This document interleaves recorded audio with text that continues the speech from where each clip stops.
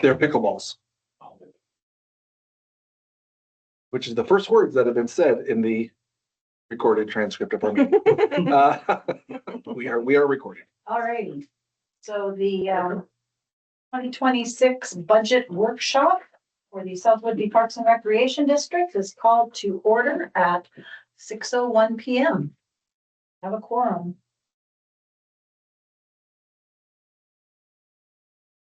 Yes, we do. Well, we have no one here from the public for public comments or questions regarding the budget.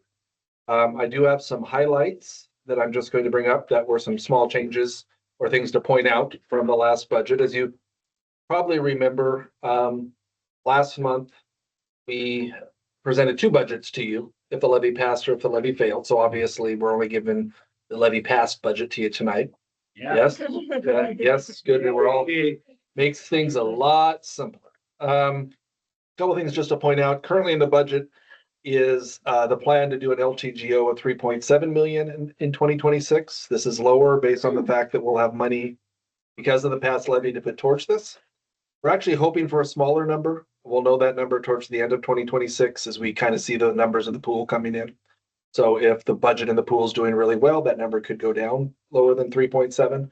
So the lower we can get the LTGO, the better, right? We want to keep the debt as small as possible, but we do have it in the budget as a 3.7, which means it's like $400,000 of expenditures in the budget.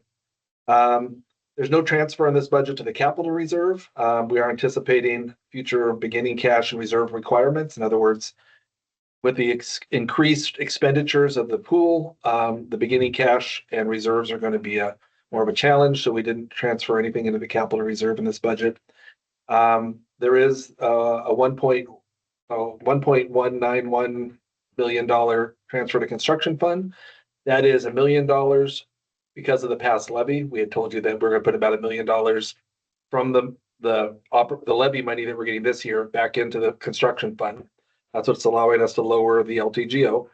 And the 191,000 and change is the office space that you approved. So it's the expanded office space over there. So that is where that money is going. 70,500. The pickleball project is being moved to 2027, and that's because the sports court surfacing is happening in the spring. So that's just the money needed to finish the sports court surfacing next year. So that balances out because we're transferring both the grant money that we'll get from it and the expenditures. So it's kind of a wash. The SWPRD operation revenue and expense have some updated numbers. Projections in the year, let me move this down. Year 2027, an estimated COLA of 4% and 3% step-in grade salary increase were applicable. So in other words, you never know the COLA. So we put a 4% in there. That's pretty standard. In 2027, we're assuming a 3.81 assessed value growth. Again, best guess. Capital reserve funded by 2029. So the capital reserve that we're not putting anything into this year, we still have the projection to have it funded over the next several years. It caps out, I think, at 250,000 is what you guys have it at. That's the most that would be in there. And then the reserve and beginning cash goals are met looking forward. So that's one of the trickier parts about blowing your budget up are the reserves. So Carrie's done a good job. The last note here was just the delinquency rate of between 1% and 3% is possible, meaning we may not actually collect 38,000 to 114,000 of the certified levy.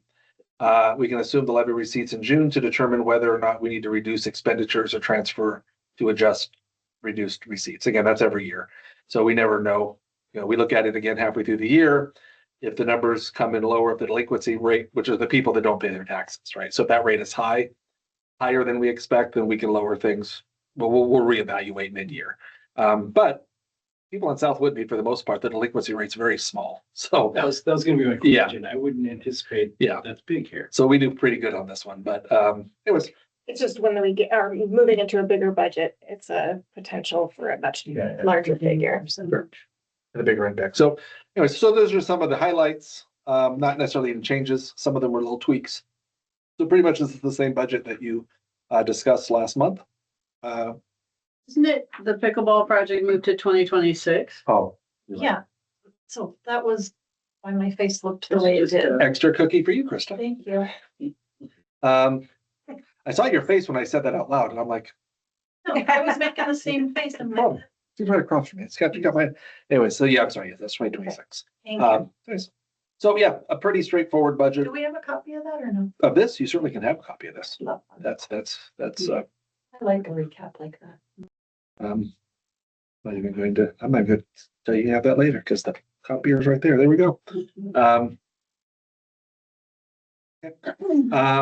Anyways, so as far as the budget goes, you guys have reviewed it. There's no one here for the budget hearing portion of it. You'll have a chance at the end of the meeting tonight to vote on it, to pass it. And if that goes favorably, then we will submit it to the county by no later than Monday.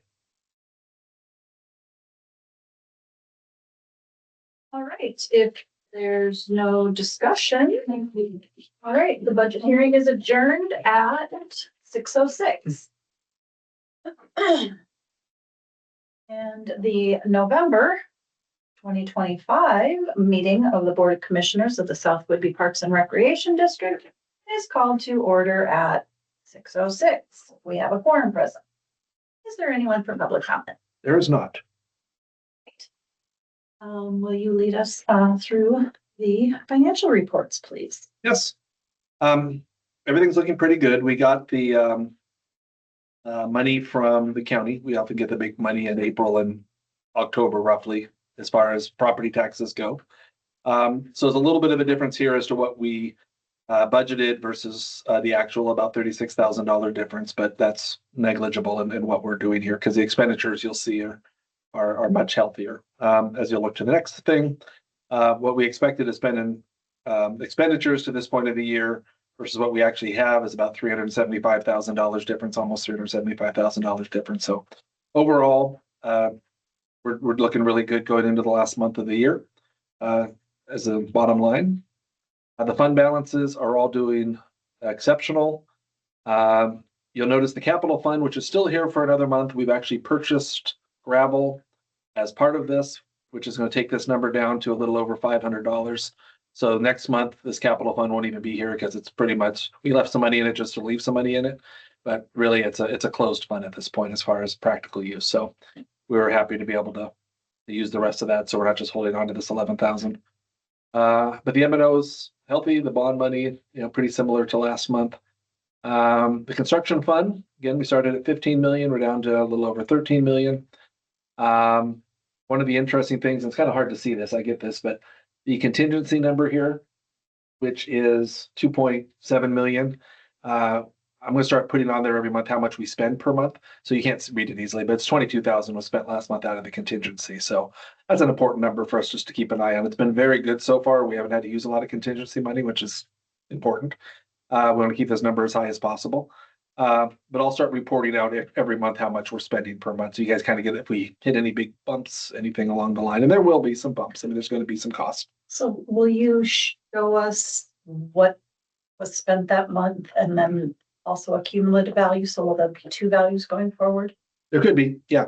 Yeah, we started at about 3 million, but yeah, we can start showing how much we've spent year to date or that project to date, not really year to date. Yeah. And what was spent from contingency, was it for a number of items or was there one? That's a good question. I'm trying to think what this month contingency was. I don't remember off the top of my head. It wasn't much for 22,000. It would have been one of the smaller things. The trees. The biggest thing we've had so far are the trees. The unexpected trees we had to take down out front. That was our biggest contingency hit. We've had some small minor redesign things. I don't remember off the top of my head what this is, but I can start reporting out on that too. So you guys are hearing kind of what we're spending down on. So we were told that this is that's not covered in the normal budgeting process. Yeah, the dance goes like this. The contractor comes back and says, we want you guys to pay us extra for this portion because we weren't expecting it. And then it's our job, and this is where Bloom Projects is so valuable, to come back and say, well, here are the 1,900 pages specs that you got, and here's where it says that you had to pay for it. Or there'd be times where it's like, oh, we didn't catch it, or this was unexpected, or the ground had this in it, or whatever. And that's where we would have to pay. So it becomes this dance of the contractor versus our architect and our project manager looking at each of their requests to say, well, that's not a reasonable thing. Like one of the things that came out was some of the soil. didn't pass the compaction test. Well, that soil had to be taken out and replaced with soil that did. Now we haven't got that's another thing we're discussing, but again, our team's job is to make sure that we're not spending a penny more than what is a reasonable thing. And, and some of the things are like, they'll say, you should pay us. And we'll say, no, this was in the bid packet. You should have caught it. And, it's 1900 pages. So there's going to be things. So that's kind of the dance of where the contingency goes. It becomes this back and forth of who's supposed to pay for what. And is it reasonable that you didn't catch this when you bid the project? So it's an interesting thing. Very grateful for Bloom Projects because their job is to be in the weeds on this and to fight for us to make sure that we don't spend a dollar more than what we're supposed to spend. So, and he's good at that. Hey, Brian, the other one we're starting to run into in our weekly meetings is code issues. The design, it was designed to this spec. Then the county or the state says, no, that's not within code. So there's things that are having to be changed. The windows. That seems weird, doesn't it? Well, we hit a thing with the windows. The windows are a great example. In the auditorium, they have to have a certain darkness level or a certain tint level or whatever the logistics are. And the number, it goes on a number system, and it has to be a 0.032, of darkness or whatever. Ours is like a 0.03 ... So it's less than a 0.01 off of what it is, but technically not to code. And so there was $12,000 to get the windows that will be up to code. So to upgrade to the higher level window was about $12,000. Now, could we have said, who's going to ever check, right? Who's going to come out there with their little thing? But it would have cost us potentially $150,000 if they would have. So we just paid the $12,000. So there's a contingency thing that we'll get.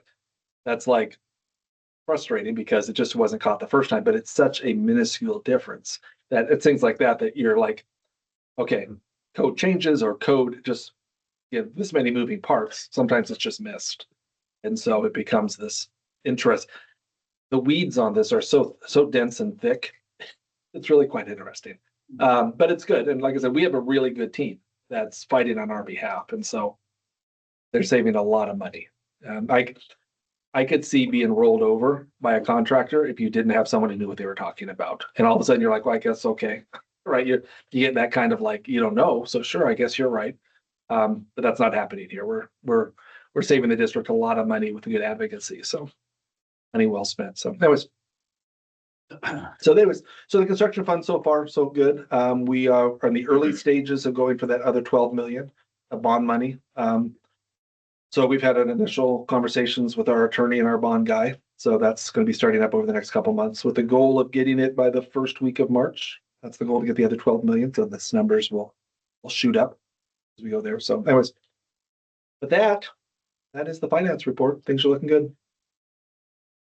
Moving on to the voucher list. Okay. We're here for a second. I need multiple screens.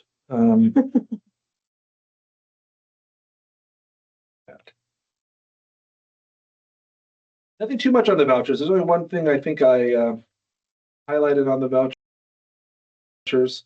That was a little, it was the Northwest Natural Water.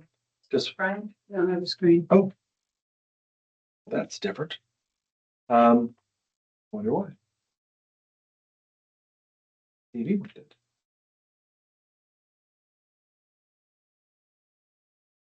There we go. That was different. Northwest Natural Water, we talked about having some challenges with them last month.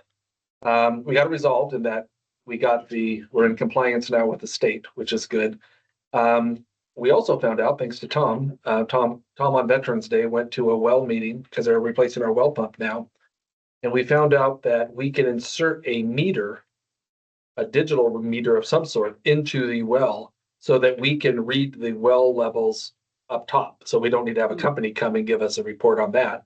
We can have a meter that'll tell us. Now, there's other things they do that beyond that, the testing and that kind of stuff, but that's a big part of it. It's something that we didn't want to do and wouldn't be easy for us to do. So we're now getting pricing on that. That might be another change order. That might be another use of contingency money to have something that our staff can just say, here's the meter reading every day, so we don't have to rely on an outside company. So the value of Tom taking his Veterans Day to come and be part of a conversation. So anyway, so these numbers aren't too wonky. It's just I wanted to point out that there was an update on Northwest Natural Water, and for now we're in compliance and things are fine. So there wasn't really anything else on the vouchers that jumped out that stuck out to me. Was there any questions that you guys had? Straightforward month. So there was this that I had asked Carrie about, which I guess there was something that had a rotor or something that axle. One of your machines had an axle or In-shop something. repair at Western. One of your machines. Anyways, What was the, I want to say it was like 20,000 for Island County refuse or waste. What?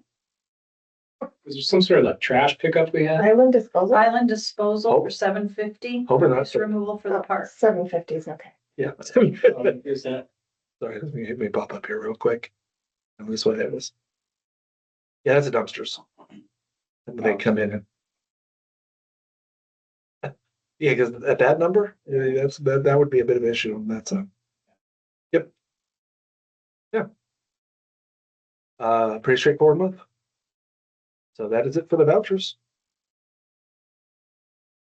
Down to next thing, if there's no questions. We will move on to the consent agenda, and I would entertain a motion. Make a motion to approve the consent agenda. Second that motion. It has been moved and seconded to approve the consent agenda. All those in favor say aye. Eric, I. Krista, I. Jacob. Jennifer, aye. All those opposed say nay. The ayes have it and the motion passes. And will you lead us through the staff report, please? Yeah, a lot of fun stuff going on. The winter activity registrations are all open. So Little Dribblers, Polar Bear, youth basketball.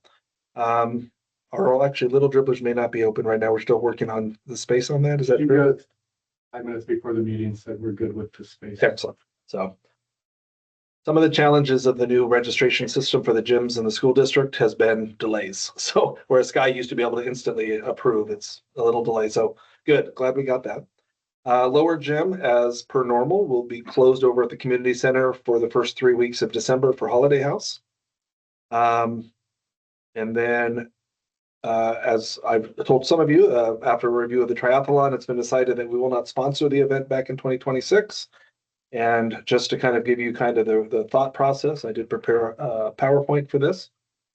So we can talk through this. At a recommendation, I did reach out to several of the key volunteers that have volunteered over the years last week and just either had conversations with them or at least emailed them.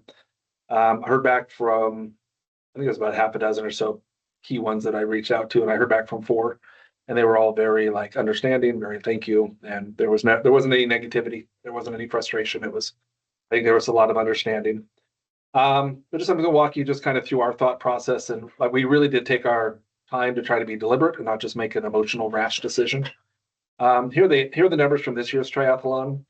We had 171 participants. From the district, we had about 33.6%, which actually is a little higher than we've had in the past.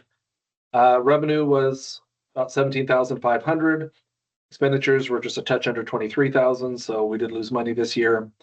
But the big deciding factor is this last 2 things, which is the amount of Sky's time. We've been tracking, and we tracked and figured out what it was really taking his time to do. We came up with about 196 hours, and I think that was conservative. I think we weren't tracking every little phone call and every little thing, which is about, well, it's more than 10% of his year for this event. And then if you add in the extra 48 hours or so that the rest of us put in, it's an exceptionally large amount of hours. And for that kind of an event, you really have to be doing something that's a huge South Woodby Island County Fair level event, in my opinion. So that was, so the Sky Hours things was big. And just to give you some context, we did kind of, because Carrie was so good at tracking numbers, we do have kind of the general last 8 years of numbers. We've averaged about 231 participants. Again, this year was 171. The participants from the district on average is about 23% for the last 8 years. Again, this year was higher.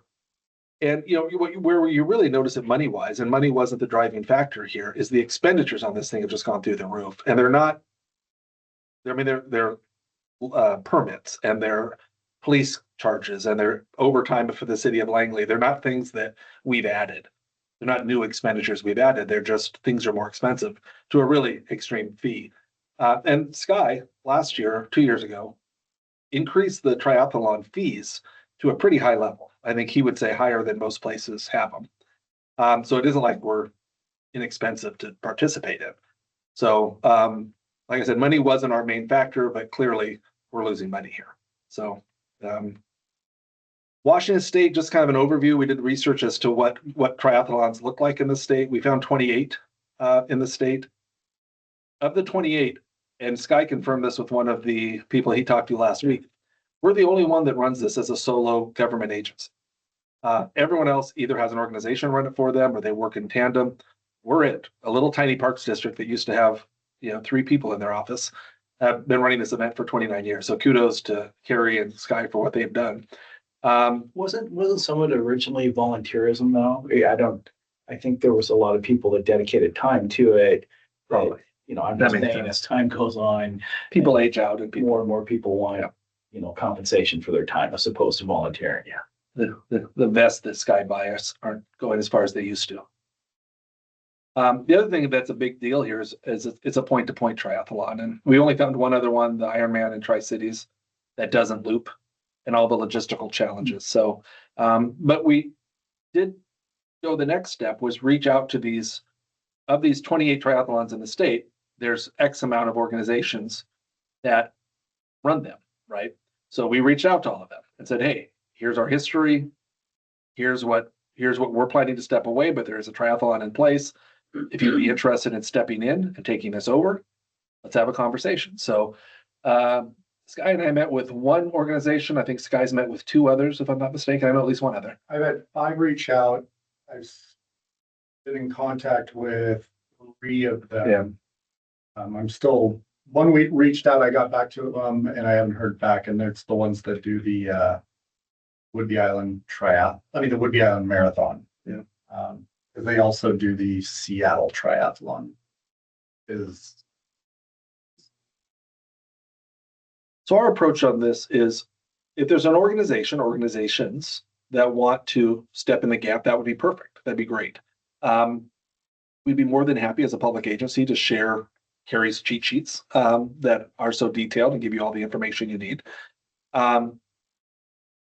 Someone asked us if we'd be selling this, because you could sell this as we have rights to it. And certainly if we want them to say it's the 30th year and blah, blah, blah, then they can't do that. But if we can't stop anyone from going to the county and applying for a permit to do a triathlon. So there's only so much, proprietary stuff here. So anyways, our thing is now we just want to talk and see if someone's interested. So far, when we've given them all the information, I will say they haven't been all that excited. I think when they see the logistics and and then part of it, we're being very transparent. Fish and Wildlife has not promised us long-term. I mean, they're looking at it again. Their lawyers are looking at it again this year as to whether or not they want to allow Goss Lake to be used for this event. So they have some concerns too. So there's a lot of challenges. So not being negative, my goal is, and my best case scenario that can come out of this is an outside organization comes in or a group of locals start an organization and they just take it over and do it on their own. And that would be great. So anyways, that's what we're doing to try to keep it not alive, but to at least give it a chance. So now we've got 196 hours of Sky's year back. So we are planning to be assertive with that. And this is very preliminary, but we're just kind of brainstorming. Okay, so what can we add back into the community with these hours, right? So we're looking at, obviously, one of the things Sky's gonna have to focus on in the next year or 2 is programming those rooms at the new aquatic center, because we're going to want to make sure for revenue purposes and for good stewardship that those rooms are programmed. A lot of and this was one of the volunteers brought this up, and this is something that was already on Sky's list, the idea of doing a splash and dash or a kids duathlon in the park. We've had some talks about joining the 3-on-3 tournament that happens in the park because it does directly impact our scholarship fund. So maybe helping expand that. Pickleball tournaments. There's a group trying to redo a kids fest, a children's festival, and maybe being part of that in event. A great pumpkin night in October. These are just ideas. Increasing our concerts in the park, maybe doing some daytime stuff for young families to come to the park with kids. Anyways, so these are just the beginning of our brainstorm, but I'm just saying that to say there's now a void that we're planning to fill by specifically targeting South Whidbey people and trying to make more events for them through not just in the summer too. I mean, trying to think about year-round events because there's so much stuff here in the summer. Be nice, like that's where the Great Pumpkin Night came in. Something that's in the fall, something maybe in the spring, something that kind of spreads it out through the year. So, anyways, so that's the plan. Any questions? We going to try to reach out to say maybe someone in the community or group of people to gain interest in taking it over. Well, triathlon. We know who they are because they're the ones pretty much. We start with some of the people we've already reached out to, and there's a broader group. And I think just letting them know, it's a lot of work. I think for people to do it, it would take creating an organization. It would take an existing organization to be like, this is important to us, and this is something we want to fight for. So we've already kind of said this publicly to some of the key volunteers, like, we're open to. Well, it isn't even our business, but we are open to being a resource to any group that would be interested in forming or partnering maybe with one of these other organizations businesses that come in. The thing about the groups around the state that do it is that they're businesses, right? They're not there for nonprofit. So they're going to have to show a profit. They're here to make money. So they're going to have to really focus on sponsorships and other things to get the bottom line. They're going to be more concerned about the bottom line than whether or not it's 20 or 30 or 50% South Whidbey people right there. They're more about the money. So we have kind of started those conversations. Yeah, 170 people doesn't really bring a lot financially to the table. No, So although there was a history where it was 200 to 300. I mean, so we have had those. 300 people. They've had, Yeah. wow. Yeah. If you look at the spreadsheets, they had 300 before COVID, and causes other logistical issues, but certainly something that a major company could play with. And some of these companies do them in very remote places, up in the San Juan Islands, on the Eastern Washington. It isn't like they're just the seafair ones. I mean, they do them in places that are very remote. Okay, to add to that, because in my discussions with some of them, they also operate their own timing companies. So they don't have a cost with that. Sometimes they have contracts already with like t-shirt makers or something, so it just lowers their cost in that they're doing more bulk orders. For some of them, because they're doing multiple races, it's easier for them to advertise within the series or to offer, if we had, if somebody wanted to do 3 of theirs, they could offer, okay, you can sign up for all 3 and do it at a discounted rate. But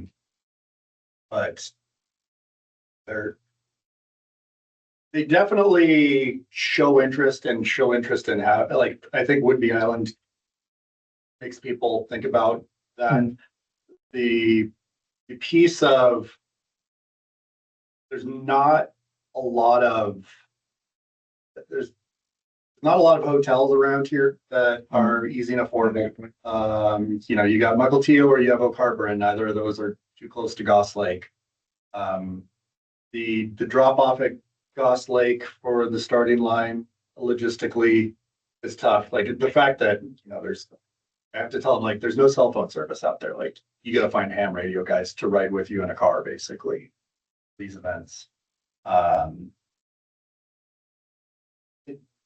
don't know how much it generates for businesses in the summertime,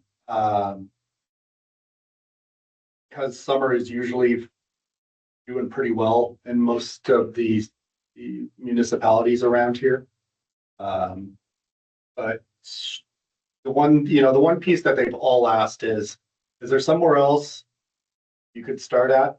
And the only answer, is there a different lake somewhere else? And the only response I have is you could maybe look into doing an open water one that's in downtown Langley. And maybe that actually might be better because it could actually drive people into Langley for that purpose, but open water is a whole different animal. Yeah. When handling. So I think on the feedback we've gotten initially from some key people, people will of course be disappointed. It's been going on for a long time. The reason I'm doing a whole presentation on this is because it's been going on for so long. It's got such a long history. And I really think, I hope, and I think so far the responses I've gotten have been more appreciation that we've kept it going this long than it is frustration that we're not going on further. And I think that's probably an accurate response because I understand people like their events. The other thing is that there's a lot of triathlons around here. It isn't like if I'm a triathlete, I don't have other options. So I don't feel like we're taking away something from people that they can't find elsewhere. So anyways, so it wasn't an easy decision. I was happy and very appreciative to Sky for the time to not just make a decision by August. But let's take a few months and really look at the numbers and process. And we really started this process over a year ago.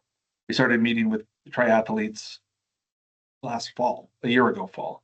And so, and we started having these conversations then about how we've got to figure out a way to, improve the South Whitby numbers and how to take step off of Sky's plate. And, as far as just hours go, and it just, even after a year of doing that. So this isn't like a rash decision. I think we've taken our time and it's the right time. So, I guess a couple of questions. Sure. So there is so you mentioned other organizations like the one that does the Seattle Marathon. Is that the business that is based in Langley? I don't think so. It's Biz Events Northwest, because I know who Okay, runs the one in Langley. Right. It's I not, think they do marketing for events. you think Fizdus or? No, No. the one Oh, that's the one based in Langley. Yeah. But I guess it's not so much questions, but more comments. Like, I think that we should not keep this to ourselves. Mhm. And because, 171 people, that's not a whole lot. Yes, it's in the summertime when, as you said, like things are generally pretty good. But I think that people need to know that event is going away, right? So that I'm thinking in terms of Langley or the tourism board, right? Because like if we stop doing this and somebody else stops doing something else and somebody else stops doing another event, then you start to have this cascading effect in this community. Christian. I hadn't thought about reaching out like to the chamber and those kind of places. No. Yeah, interesting. Because, all right, so, okay, if the average is 225 or 230 people and 25% were locals, where did the other people come from? Where did they stay? Where did they eat? Where did they shop? That is economic benefit. Right. I'm not saying that anybody needs to do anything, Right. but just Well, if an outside group comes in and wants to take this over, having the support of the chamber and those kind of places, being like, hey, there's a lot of interest from XYZ. I think that's really smart. So thank you for that. I will add that to the recap. We're part of this community and this is our news. They need to know. I agree. And then maybe enough will show interest and obviously way too much for 1, 2, 3 people to do. But if there's enough people that maybe say, yeah, put my name on a list. And then maybe if there was a dozen people that had a little bit of interest, we could put out a group email and they could maybe about it. We have a lot of information we could share. I mean, you really wouldn't have to reinvent the wheel. You would just have to take the wheel over. So, I mean, I think that's a real valuable thing if you're interested in, even if it was a local group or a business. So, that's smart. Thank you, Krista. The plan was to reach out to key volunteers. Step 1, step 2, inform the board. Step 3, make it more broadly, share it out broadly. So that fits in well with step 3, which is the Langley City. Yeah. And the Langley Chamber. Sure. Also, the city needs to know in terms of how expenditures, Yeah, they plan this every year. it pretty much, it was a lot of Langley specific expenditures Sure. that contributed to its downfall.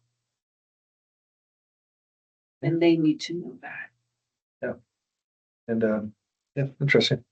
So not just chamber, but the Now, city. I would go, And the city itself plans and I'll say budgets, but I mean, they have Right. staff for this and that, so. yeah, so they also need to know. Same thing with from the that sheriff's department, perspective. those So, guys, but, yeah. yeah, and I don't go to meetings or I don't know how that works, but I think that's a brief 10-minute presentation at a meeting.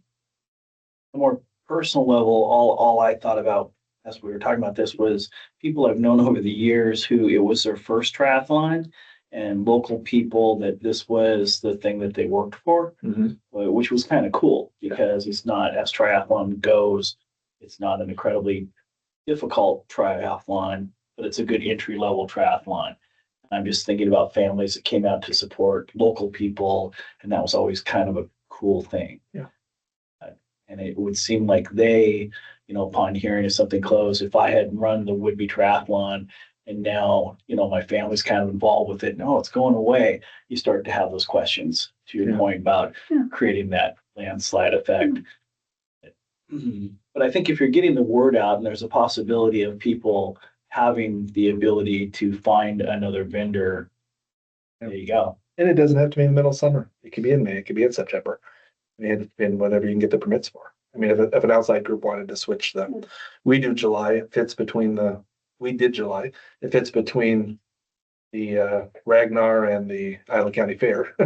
So, but anyways, that's where we are. That as somebody who has been a volunteer for almost 20 years, every year. That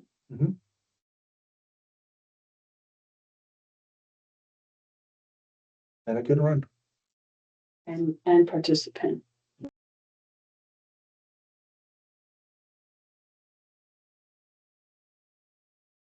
I got for that part. Any other questions for that? If not, I'll just keep going through the rest of the staff report.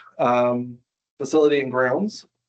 Completion of the black fencing at the community park is going to be installed the first week of December, so a couple weeks. We did half of it last year. We're going to do it around fields 2 and 3 now, so that's good. As I mentioned earlier, the well pump replacement is underway. We're very excited about this. The well pump is 20 plus years old, so pretty good. It's in pretty good shape for the shape it's in, though, from what the report is so far, right? Yeah, I can I've been there as they've been camera down it, going through the steps. Basically, the well placement, he was very happy with the shape of the casing. He's checking all the wells and everything's held up really well. Erosion wasn't a problem, which he was a little worried about. Very dirty, staining water. Mhm. So basically, they took, it's like a large chimney sweep brush, a little stiffer.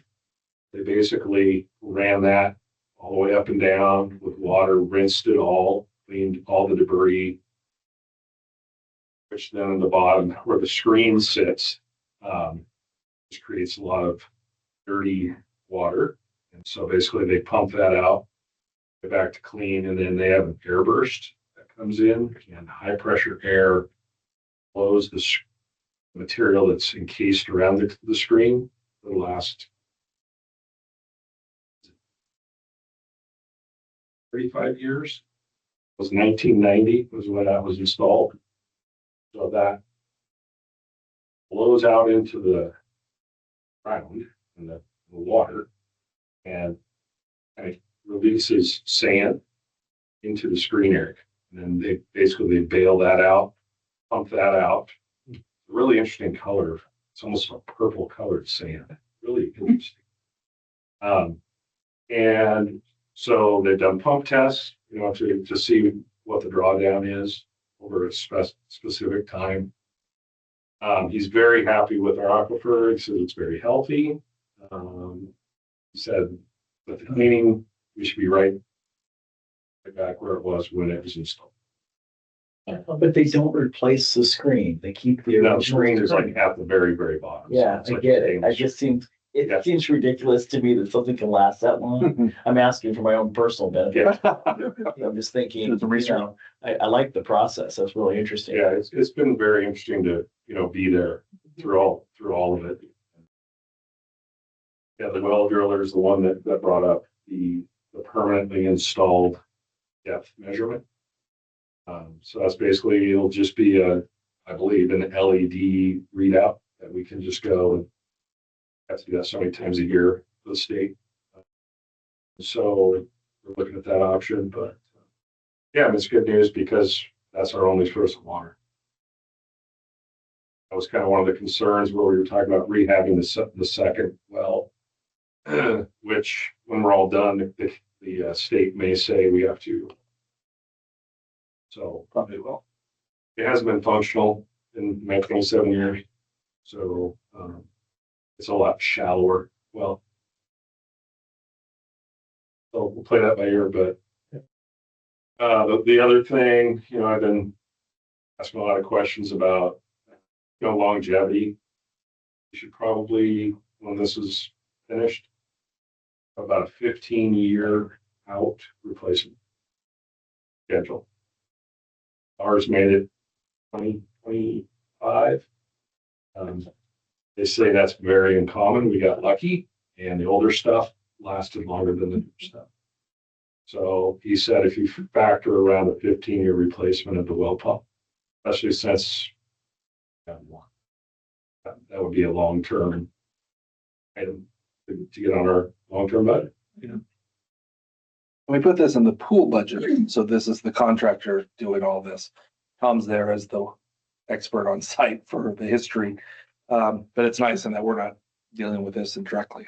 This all got wrapped into the pool project. That depth gauge, that's just an instant read. You can check it whenever you want. It And sounds like it's just on. It's just reading. Yeah. very cool. Yeah. And what's happening, what changed was state wanted depth readings at different times of the year. Their main concern is like when we get into July and August. Yeah. To just make sure that we're not really Yeah. drawing that thing down. That's good. And that's when we pump the most. So And Tom and I are meeting tomorrow morning with Mark Bloom to talk about the options. So their contractor, the well guy's given us a couple options of different versions. One has a monthly subscription, one has different things that it was. So we're gonna sit down tomorrow and talk well pump monitoring. How deep is ours? Off the top of about your head? 310 feet to the very, very bottom. But Why they don't want to the take the pump green. sits above that. Sure. Good times, well pumps. One of our park staff is out on medical, recovering from shoulder surgery. I'm not sure what his ETA to come back is. Good time of year from a staffing standpoint, but still, Tom's one person down. And then, of course, it's November, so they've had some fun little tree stories so far on the trails, but nothing too crazy. But they've still had some crazy. Wind's coming. Yeah, It hasn't been too bad yet. Stuff still falls. It's crazy. yeah. And Tom conveniently left to have his eye surgery the week that we had a tree too high up for our guys to deal with. Literally, the top of it was just leaning right over top of a walking trail. So Tom came back and saved the day. That's what he does. So because you're good with trees and stuff, right? So meteorologists are telling us that this is gonna be a La Nina year. Mhm. And a friend of ours said that he read and observed it on his own property, that his cedar trees have dropped More than normal. more than normal, and that's also indicative of what sort of a winter is to be expected. I think more than anything, what happened this year, we had extreme hot, long, dry. Okay. Like our fall was way drier than normal. And so what happens, those cedar trees, they'll hold on to 2 to 3 years of internal needles. When they get stressed, they shed them. And so the needle dump from cedars this year is heavier than absolutely. All the things you learn. That's why they're on our pickleball courts. Yes, they're everywhere. This too. And it's a La Nina, but it's not a extremely severe La Nina. Okay. It's like La Nina, but just past. Don't go neutral. like the gentle. So some snow, but not like for a week or two. I'm just saying, like, Oh, come on, it's, like, Minnesota. there, I know. like, it is La Nina, but it's not like. You were programmed with ice fishing. Oh, there you go, Scott. Got that?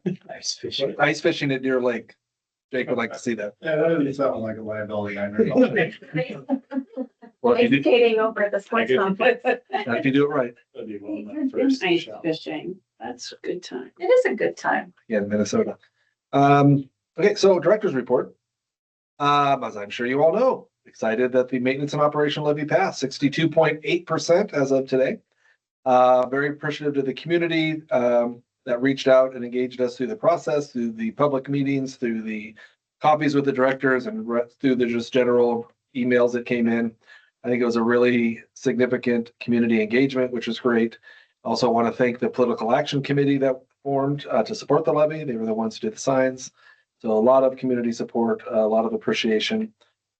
Staff from the Department of Fish and Wildlife were on site on the 10th to access the vandalized restroom that happened in August. I reached out again. I haven't heard back. Might have to go up a couple rungs on this one.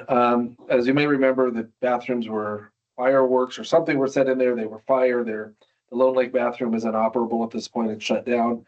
And Lone Lake happens to be the one lake that has year-round fishing. So anyways, so reaching out again, they did come on site finally to assess it so they can put a plan together to get it renovated. But multiple reach out, so I may have to go up the rung to get the answer I need on this one. So still waiting on that one. Our financial and accountability audit with the state is still underway. We have begun the process. I'm going to go back to the audits. So there's two kind of audits. Usually we do one or the other. This year we're doing both. Carrie and I are meeting weekly. Carrie is doing, of course, the heavy lifting on this. We're getting pretty close to the end of our portion of it, we think. December 15th is kind of the end for this as far as they're concerned. So I mean, maybe sooner than that, hopefully sooner than that. The audit leads right into the next portion, which is the process, as I mentioned earlier, about getting our bond ratings and getting the other $12 million, which is a process with DA Davidson and Pacifica Law Group.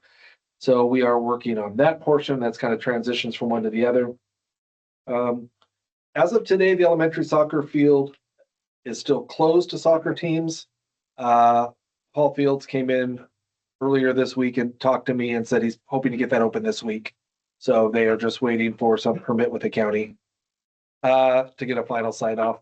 So anyways, he was hoping as early as today he'd be in to tell me that the soccer fields are open.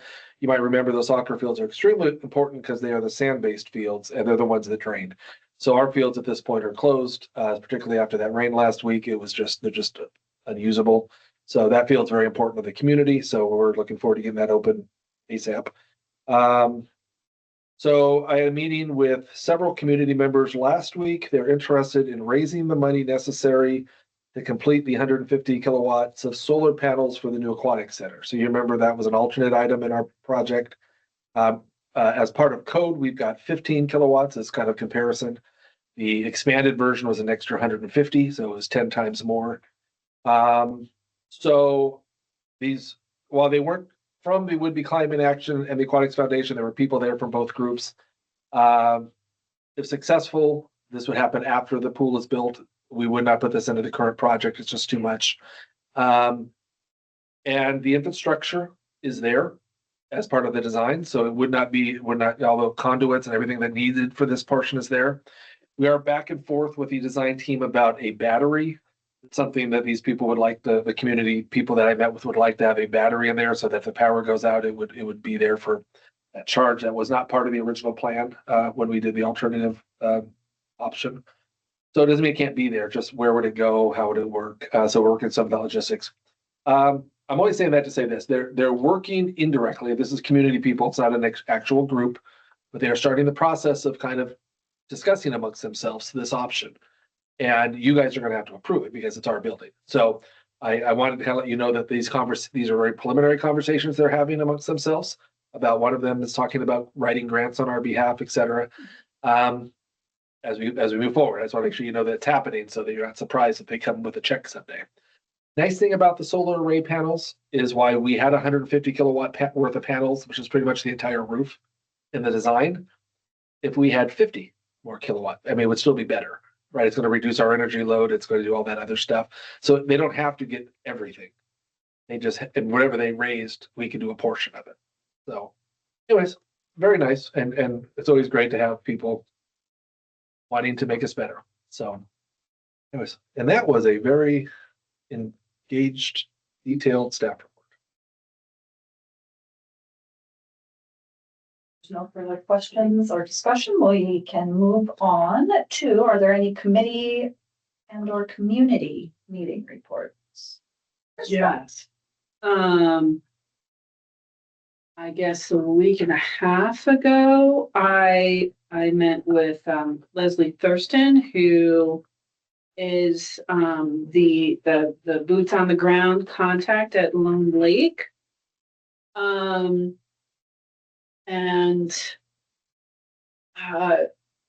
in some, I guess what came out of it, so we're still waiting to hear from Island County regarding a grant application that was submitted for lake monitoring. Still waiting to hear about that. She hasn't heard anything. I have a meeting with that person on Friday. Not about that, but I'm definitely going to work that into the conversation. So get an update about that. Because anything that has to do with improving the health of the lake and dealing with algae, the most important step is having monitoring. So that's why that's a very important part of that. The other thing is she had been asking, she wanted to ask Fish and Wildlife if they would consider replacing the toilet seat. Not the whole pit toilet, but the toilet seat. But then when I explained what had happened and the fact that everything, like, basically it worked to her advantage, like they're gonna get a new toilet seat anyway. So that was a bright spot. And then lastly, so she did quite a bit of work in trying to figure out who would take ownership of the sign. She would like the sign renovated. And she reached out to the original fishing group that originally got it done. Basically, she's been ping pong back and forth, came back to us, and she said, I just want to hire an artist to paint it. And I said, well, that would be Pat McVeigh, who does, that's what he does, wooden out like that. She got in contact with him and he is very willing to do it. But the first ask was if we could clean the sign, which we figured we could do. But then it wouldn't make sense to do that until spring because you don't want to clean it. Like, now is not the time to paint the sign outdoors, right? And let it dry.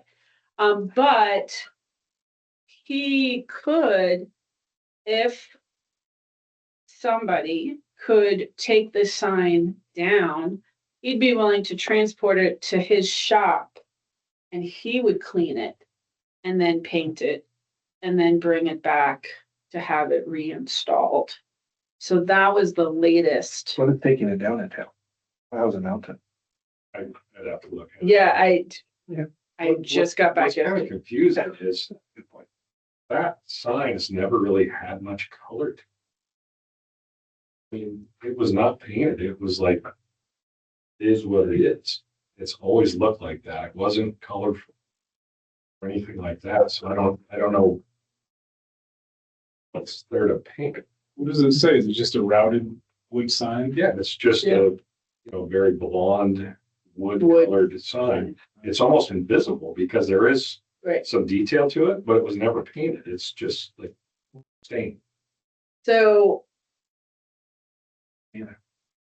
We can look and see what it would take. could be painted, or it could be, Like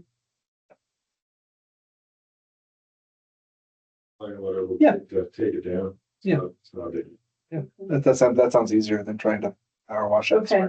So he quoted her a price and she said, well, yeah, I'll work on fundraising for that. And so I said I would kind of see what was, what we could do in terms of taking it down, and Well, let's see if we take that. If we can, then we'll just wait to hear back after the money's been raised and they've been in an agreement. yeah.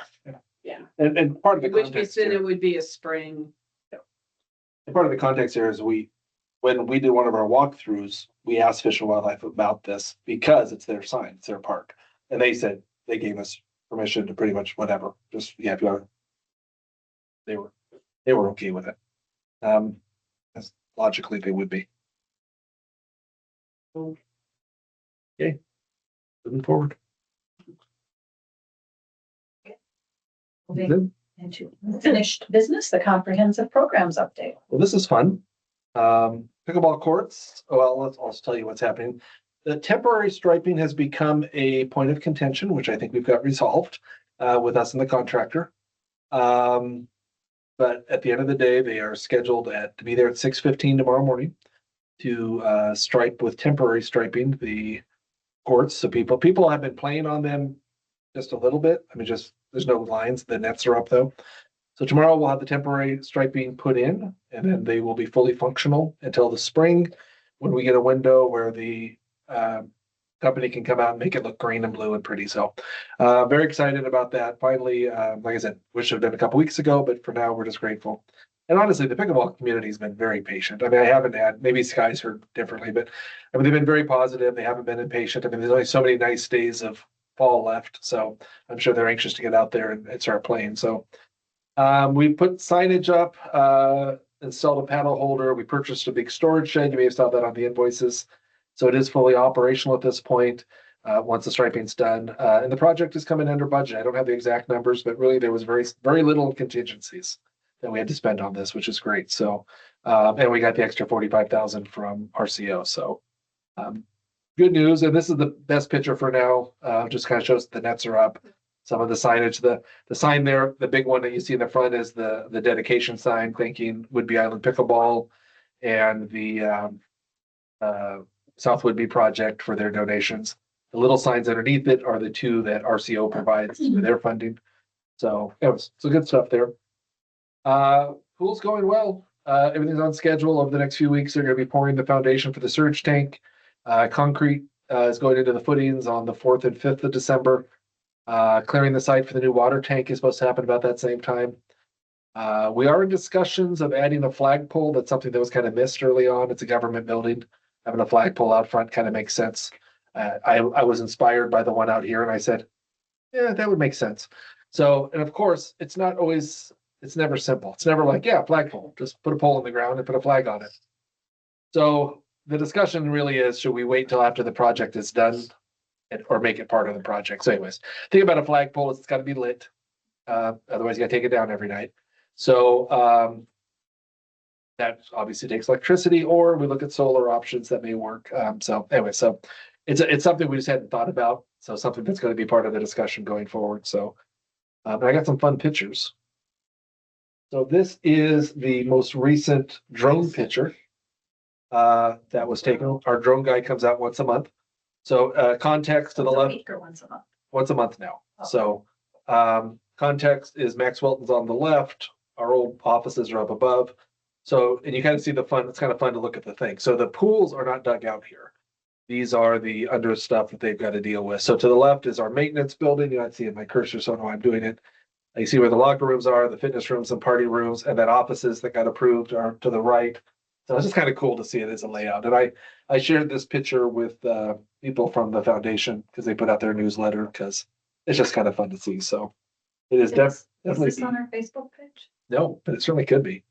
And this picture was taken Sunday, so it's a pretty recent picture. So yeah, I think you're right. Because our Facebook page is blowing up because of bowling balls. So was it 20 minutes after we posted it? Sky's like, you got like 10 comments already. People are already telling us where they're at. It was pretty quick, and now I think it was 99 last time I looked. We had 99 and a bunch of shares. So yes, buried in the ground of the pool are, I think it was 33 I counted altogether bowling balls. And that got quite a reaction and a lot of fun. And you probably, I don't know if you noticed yet, but it was in the newspaper today.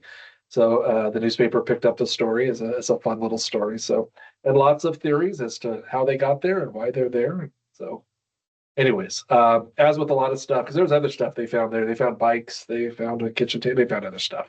So the contractor gets rid of it. We did get requests for them pretty quickly. Sky had an idea for some programming, so he went and took 10 of them just so he'd have them for his programs. But the contractor just supposes the rest. So you can just imagine what's coming down the pike in recreation world.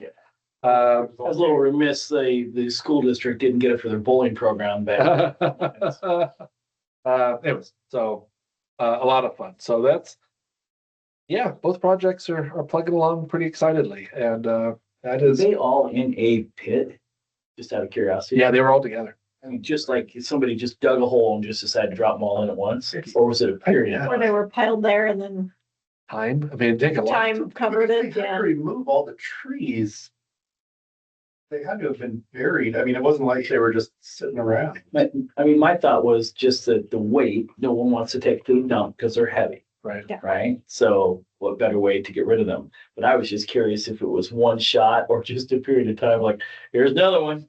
Yeah. You know, Because keep somebody going. had said that the person that lived there had created a pyramid of garden art at one point. And wasn't there was also something about there were ties to the Freeland Lane. Oh, yeah, it was the people that worked at the Freeland. Okay. Yeah, it was like a mother and son that had lived there. So it's worth going on our Facebook, just read the comments. Yeah, So they were quite you should have recreated the pyramid. That would have been. we glue it, we cement it together, we put it out in front of the pool, it's a piece of art. Too late, balls are gone. I think they should bring back Mr. Patterson for, Yeah, Jake, You're right. you're the reason that I wanted 10 balls is when you said that in high school, you guys would go out for physics lessons Oh, yeah. to roll Oh, the balls Patterson's down. class? Yeah. Yeah. Yeah, it was great. It's awesome. I still have my ball I bought at Kmart and did beat down Freeland Lights.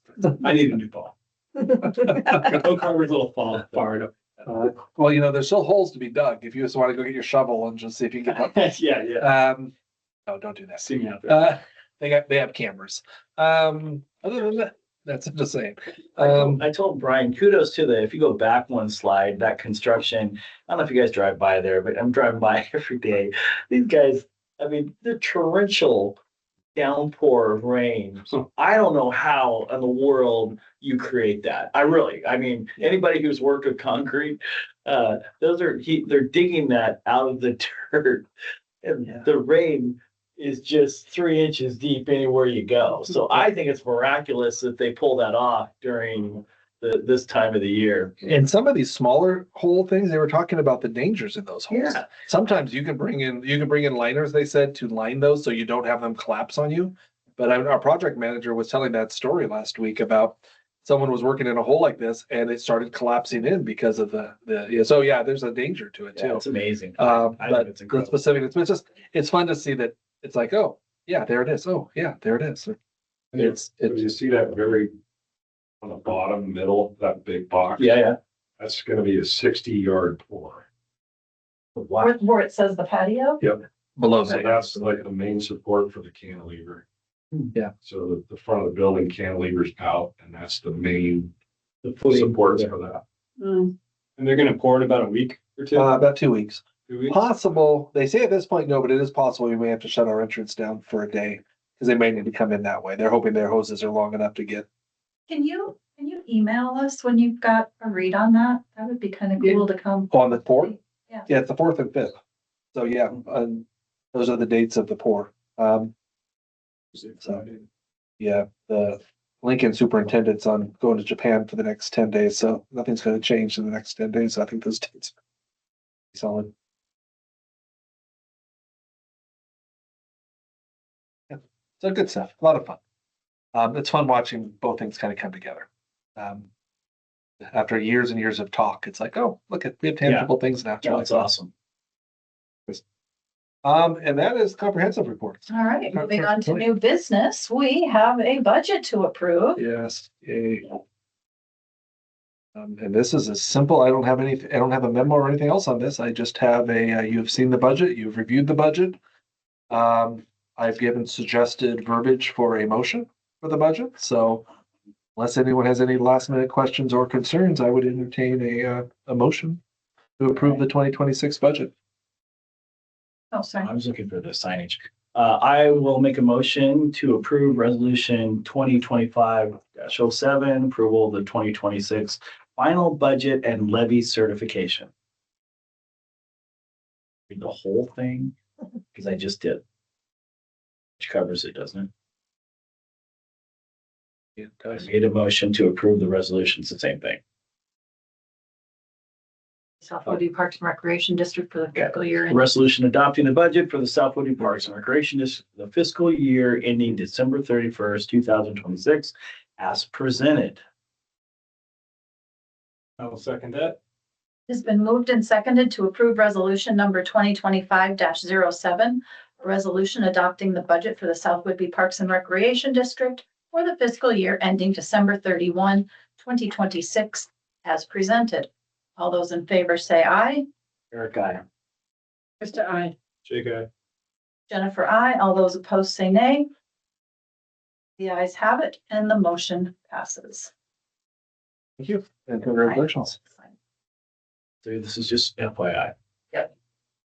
Yes, so, yay, well done.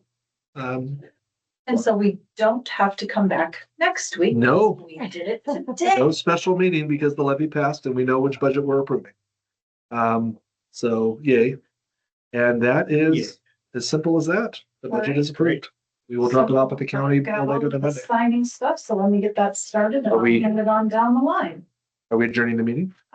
Yeah, we can do that. And we are Okay. adjourned at 7:07. Not home by Jeopardy. Oh, no, by Jeopardy. Not by Wheel of Fortune. Oh, Wheel of Fortune. Okay, sorry. Okay.